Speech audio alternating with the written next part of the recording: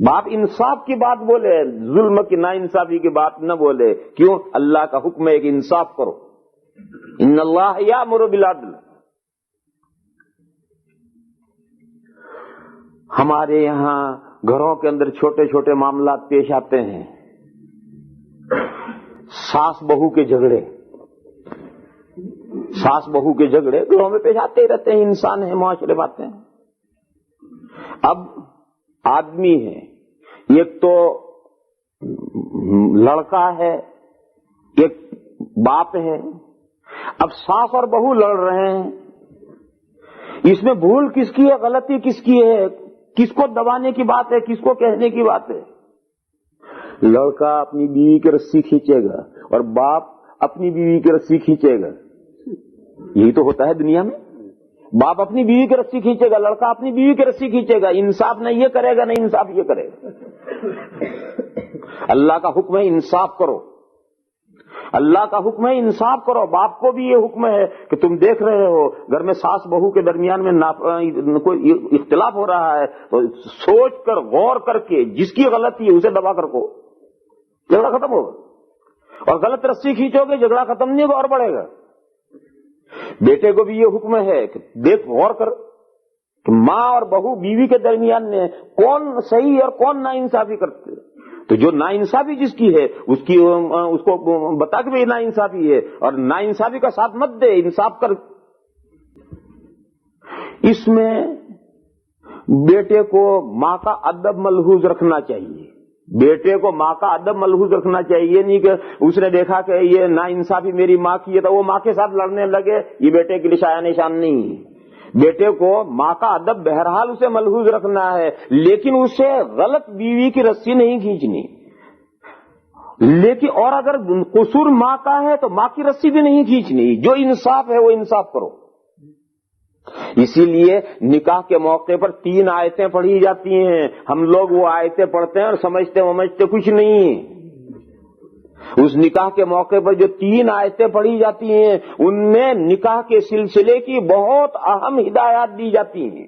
مگر ہماری بدقسمتی یہ ہے کہ ہم قرآن کریم کو سمجھتے نہیں ہیں اور سمجھنا چاہتے بھی نہیں. ورنہ 5 سال کے اندر دنیا کی ہر لینگویج اپنی دنیا کی ضرورت کے لیے آدمی سیکھ لیتا ہے. دنیا کی کوئی لینگویج ہو اپنی دنیا کی ضرورت کے لیے 5 سال میں سیکھ لیتا ہے. اور 100 سال بھی زندہ رہے تو قرآن نہیں سمجھ سکتا. کیوں؟ اسے سمجھنا ہی نہیں.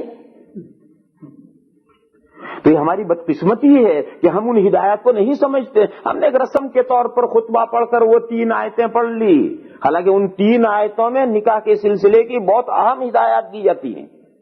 ان میں ایک آیت پڑھی جاتی ہے، یا ایھا الذین آمنوا اتقوا اللہ وقولوا قولا سدیدا. اے وہ لوگو جو ایمان لائے ہو، اللہ سے ڈرو اور درست بات کہو. یہ وہ درست بات. اگر اس ہدایت کو ملحوظ رکھ لیں گھر کے اندر ہر آدمی تو کوئی فیملی پرابلم پیدا ہی نہ ہو. فیملی پرابلم پیدا ہی وہیں سے ہوتا ہے جب نادرست باتیں شروع ہو جاتی ہیں. یا تو خسر نادرست بات کر رہا ہے یا بیٹا نادرست بات کر رہا ہے. اختلاف ساس بہو میں ہے. اب اس ساس بہو کے مسئلے کو اس کو حل کون کرے گا؟ یا تو خسر نادرست بات کہہ رہا ہے یا بیٹا نادرست بات کہہ رہا ہے. جھگڑا بڑھتا چلا جاتا ہے. بیٹا اور بہو میں لڑائی ہو رہی ہے. اس میں ماں باپ کا یہ فریضہ ہے کہ وہ توجہ رکھیں، غور کر کے جو انصاف کی بات ہے وہ کہیں. اگر اس میں نا انصافی کی بات کہیں گے جھگڑا بڑھتا چلا جائے گا اور جب جھگڑا بڑھتا طلاق پر نوبت پہنچے گی. تو یہ ہدایت دی جاتی ہے کہ اے وہ لوگوں ایمان لائے ہو، اللہ سے ڈرو اور درست بات کو وقولوا قولا سدیدا. اور فائدہ بتلا، یصلح لکم اعمالکم. درست بات کہو گے تو اللہ تمہارے کاموں کو سنوار دیں گے. ویغفر لکم ذنوبکم. اور تھوڑی بہت جو کوتاہیاں ہو گئی اسے اللہ معاف کر دیں گے. کتنا بڑا فائدہ ہے. مگر ہم اس ہدایت کو سمجھتے ہی نہیں. اور یہ تو دنیا میں جھگڑے تو ہوتے ہی ہیں، کوئی معاشرہ اس سے بچتا نہیں ہے، مگر اس جھگڑے کو قابو میں کرنا، انصاف قابو میں کرتا ہے، ظلم قابو میں نہیں کر سکتا، نہ انصافی قابو میں نہیں کر سکتی۔ دو لطیفے سناؤ ایسے بکواس ہیں لیکن مجلس کا مزہ بدلنے کے لیے۔ یہ یورپ کا، لندن کا، برٹش کا مشہور شاعر گزرا ہے، ڈرامہ نویس شیکسپیئر، اس کا قول میں نے ایک جگہ پر پڑھا، اس نے کہا کہ دنیا میں سب سے زیادہ خوش نصیب عورت حضرت حوا تھی، دادی حوا۔ اس نے کہا کہ دنیا میں سب سے زیادہ خوش نصیب عورت دادی حوا تھی۔ تو اس لوگوں نے پوچھا کیوں؟ کہا ان کی ساس نہیں تھی۔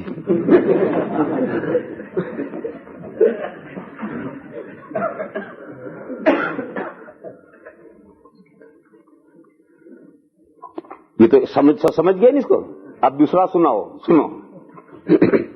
ہمارے یہاں اردو میں مسئلہ ہے کہ میں بہو بنی تو ساس اچھی نہیں ملی، اور میں ساس بنی تو بہو اچھی نہیں ملی۔ ہماری اردو کی مسئلہ ہے، سمجھے نہیں اسے؟ ہماری اردو کی مسئلہ ہے کہ عورت کہ جب میں جس دن میں بہو تھی بنی تو مجھے ساس اچھی نہیں ملی، اور جب میں ساس بنی تو بہو اچھی نہیں ملی۔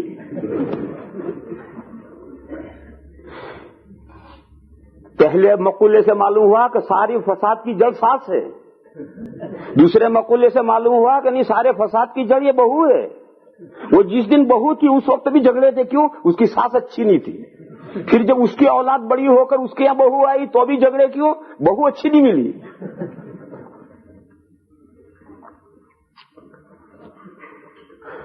تو یہ سب تو ایسے بکواس ہے لوگوں کے، لیکن دنیا میں سب ہو رہا ہے۔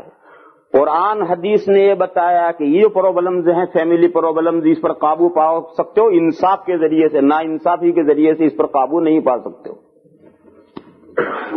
انصاف کرو، اللہ کا حکم ہے انصاف کرو۔ یہ میں چھوٹی چھوٹی مثالیں دے رہا ہوں۔ باس نوکر کی کوئی مثال لے لو، باس نوکر کی، سیٹھ اور نوکر کی مثال لے لو۔ سیٹھ اور نوکر کے درمیان میں شاندار معاملے کب رہیں گے؟ جب انصاف ہو۔ اور سیٹھ نوکر کا انصاف بتاؤں کیسے ہوتا ہے؟ جب حضرت فاروق اعظم رضی اللہ تعالی عنہ پہلی مرتبہ شام تشریف لے گئے ہیں تو حضرت کے پاس سواری میں ایک اونٹ تھا فقط، اور مدینہ سے شام تک ایک اونٹ پر سفر کیا ہے، اور مسافر دو تھے، ایک حضرت تھے اور ایک حضرت کا غلام تھا۔ دیکھو اب سفر کی شان سے ہوتا ہے، اونٹ پر دو آدمی بیٹھ سکتے ہیں، آگے حضرت عمر بیٹھتے، پیچھے غلام بیٹھتا۔ حضرت نے فرمایا نہیں، یہ اونٹ کے ساتھ نا انصافی ہے۔ مدینہ سے شام تک اونٹ بیچارہ دو آدمیوں کا بوجھ اٹھائے چلا جائے، اور ہم اچھے خاصے موٹے مست ٹنڈے ہیں اور ہم پیدل چل سکتے ہیں، اور ہم نے چلے، اونٹ پر دونوں بیٹھے ہوئے ہیں، یہ اونٹ کے ساتھ نا انصافی۔ حضرت نے فرمایا دونوں نہیں بیٹھیں گے، ایک بیٹھے گا اونٹ پر۔ دیکھو اونٹ کے ساتھ انصاف دیکھو کیسے ہو رہا ہے۔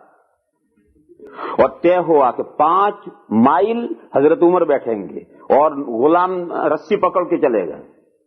پھر جب 5 مائل پورے ہوں گے تو اب غلام اوپر بیٹھے گا اور حضرت عمر رسی پکڑ کے 5 مائل چلیں گے۔ اسی طرح سے مدینہ سے شام تک گئے ہیں دو باس اور غلام،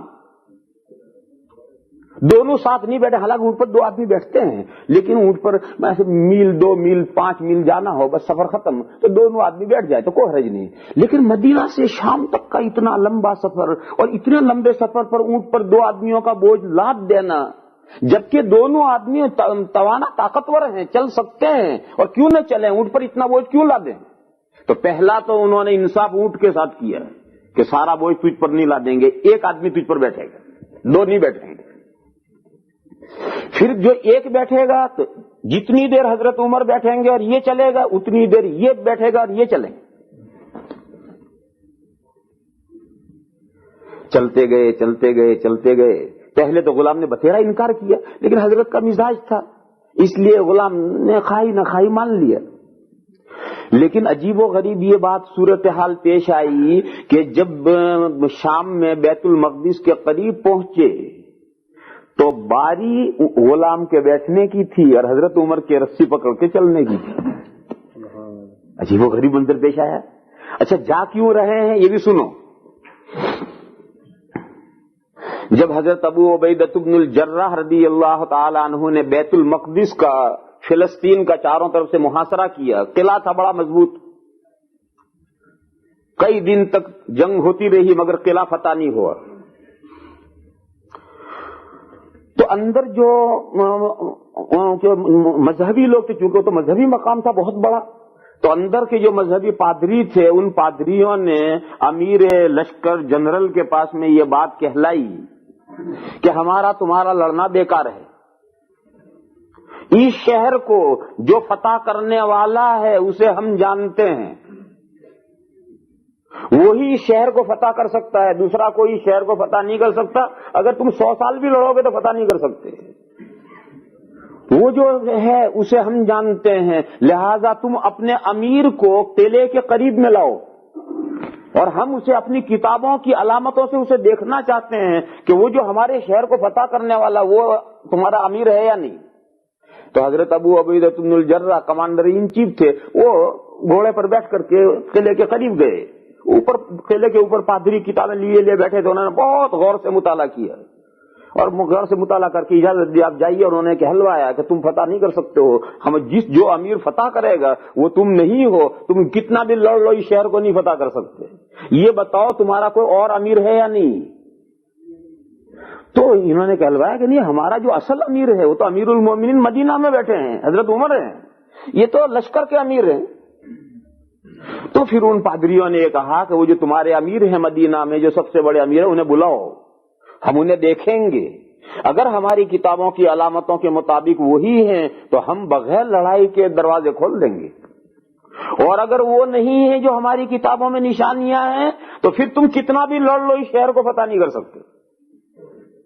لہذا انہیں بلاؤ، ہم اسے دیکھیں گے. چنانچہ کمانڈر ان چیف نے آدمی بھیجا وہاں اور حضرت عمر سے درخواست کی کہ حضرت یہ صورتحال پیش آئی، آپ تشریف لائی. تو حضرت عمر اس لیے تشریف لا رہے ہیں تاکہ یہ دیکھیں. اب اتفاق ایسا کہ جب یہ بیت المقدس کے قریب پہنچنا ہے تو باری ہے حضرت عمر کے چلنے کی اور غلام کے اونٹ پر بیٹھنے کی. عجیب و غریب نازک صورتحال پیش آ گئی. غلام نے ہاتھ جوڑے، بتیری منت سماجت کی اور یہ کہا کہ حضرت اب میرا بیٹھنا اور آپ کا چلنا یہ بہت نامناسب بات ہے، اب تھوڑی سی بات ہے، آپ تشریف رکھے میں چلوں. فرمایا تو مجھ سے زیادہ کوئی طاقتور تھوڑی ہی ہے اور میں تجھ سے زیادہ کمزور تھوڑی ہوں. میں تجھ سے کمزور ہوتا تو اوپر بیٹھتا اور تو مجھ سے طاقتور ہوتا تو چلتا. تیری اور میری طاقت ایک جیسی ہے، لہذا تو اپنی باری پر اوپر بیٹھ، میں اپنا نکل پکڑ کے چلوں گا.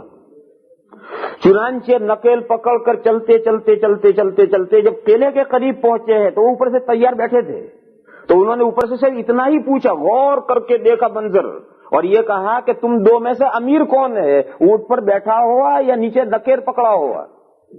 تو بتایا گیا کہ یہ نکیل پکڑ کے جو چل رہے ہیں یہ امیر المومنین ہیں. انہوں نے اسی وقت قلعے کے سب دروازے کھلوا دیے، بیت المقدس کے تمام دروازے انہوں نے اسی وقت کھلوا دیے ہیں اور کوئی جنگ وہاں نہیں ہوئی. اور انہوں نے کہا کہ یہی امیر ہے جو ہمارے بیت اس شہر کو فتح کرے گا. اور حضرت عمر اسی حال میں اندر تشریف لے گئے ہیں اور اندر جو ان کا سب سے بڑا چرچ تھا اس چرچ پر پہنچے چلتے چلتے تو نماز کا وقت ہوا. تو اب نماز پڑھنی ہے، نماز کا ٹائم ہو گیا. تو ان پادریوں نے درخواست کی کہ امیر المومنین سے کہ آپ یہاں نماز پڑھ لیں. حضرت عمر نے فرمایا نہیں، میں یہاں نماز پڑھوں گا، مسلمان یہاں اپنے حق کا دعویٰ کر لیں گے. لہذا اس چرچ سے ہٹ کر جہاں کوڑی ڈالی جاتی تھی سب وہاں ایسی جگہ تھی، وہ جگہ صاف کروائی اور جگہ صاف کروا کر حضرت عمر نے وہاں نماز پڑھی. وہ جہاں حضرت عمر نے نماز پڑھی تھی وہاں اس وقت مسجد عمر بنی ہوئی ہے. وہ چرچ الگ ہے اور وہ مسجد عمر وہاں بنی ہوئی ہے. اس چرچ میں ان کی درخواست اور ریکویسٹ کے باوجود حضرت عمر نے نماز نہیں پڑھی کہ میں یہاں نماز پڑھوں گا، مسلمان دعویٰ کر لیں گے ہمارے امیر نے نماز پڑھی. تو کوڑی کی جگہ پر جا کر نماز پڑھی اور وہیں مسجد بعد میں بنی. تو مجھے تو اس واقعے میں یہ بتانا تھا کہ اگر انصاف نہ ہوتا تو ساری جو ان کی علامتیں تھی وہ علامتیں ساری بگڑ جاتی. ان کی علامت یہ تھی کہ جو اس شہر کا فتح کرنے والا امیر ہے وہ اس حال میں آئے گا کہ اس کا غلام اونٹ پر بیٹھا ہوگا اور وہ نکیل پکڑ چل رہا ہوگا. دیکھو اس ایک انصاف نے سارا مسئلہ آگے حل کر دیا. اور اگر وہاں نا انصافی ہو جاتی کہ چلو بھائی ٹھیک ہے اب قریب آ گیا شہر, چل غلام تو چل لے میں اوپر بیٹھتا ہوں, تو سارا مسئلہ ہی بگڑ جاتا ہے. یہ چھوٹی چھوٹی مثالیں ہیں ایسی. اب میں سمجھتا ہوں کہ آپ حضرات سمجھ گئے ہوں گے مسئلے کو اچھی طرح سے. ایسی اب اپنے ذہنوں میں پھیلاتے جاؤ, بہت ساری مثالیں ہیں. یہ ساری مثالیں عدل و انصاف کے تحت میں آتی ہیں, اور اللہ کا یہ حکم ہے کہ انصاف کرو. اگر انصاف کرو گے زندگی اتنی خوشگوار بن جائے گی کہ اس سے زیادہ بہتر کوئی زندگی خوشگوار نہیں بنے گی.